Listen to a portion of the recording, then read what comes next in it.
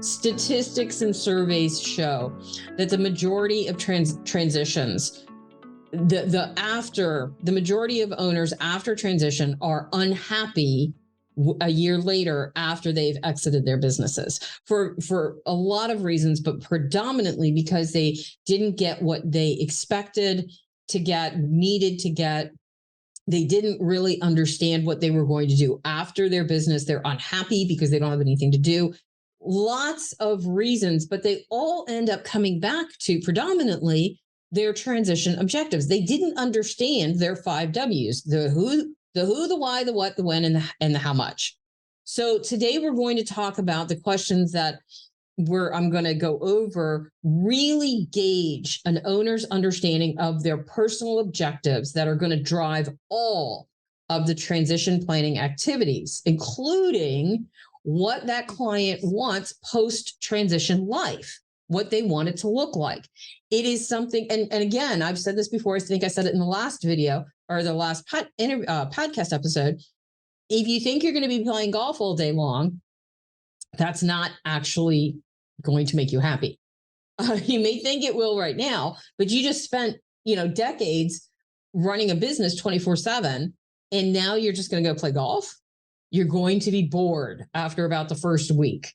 So you really do need to tune in and hone in on, what that looks like. So the next question is, I understand that 75% of owners are unhappy with their decision to sell 1 year after the sale. Doesn't that sound familiar? Didn't I just say that?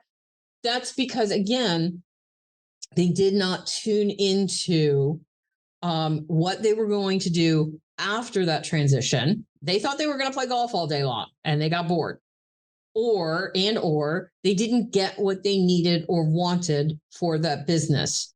So there's a lot of different ways that these things can blow up if you're not prepared properly.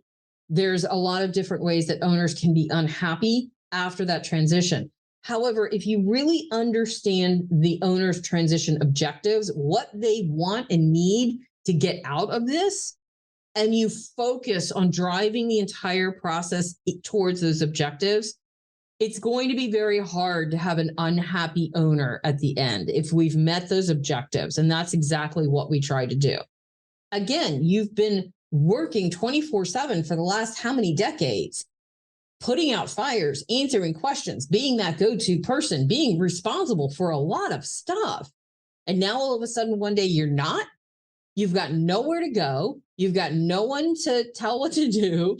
You've got no one coming to you, asking you questions. And whether you like it or not, that does give us a sense of purpose.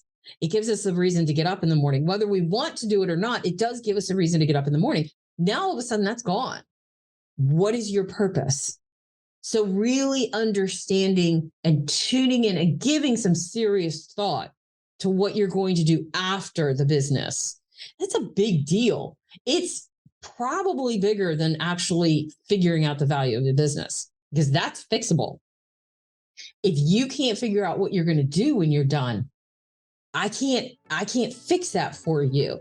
I can fix the value of your business. A lot of people can do that, but we can't fix what your life is going to look like after. That's something you have to really get into.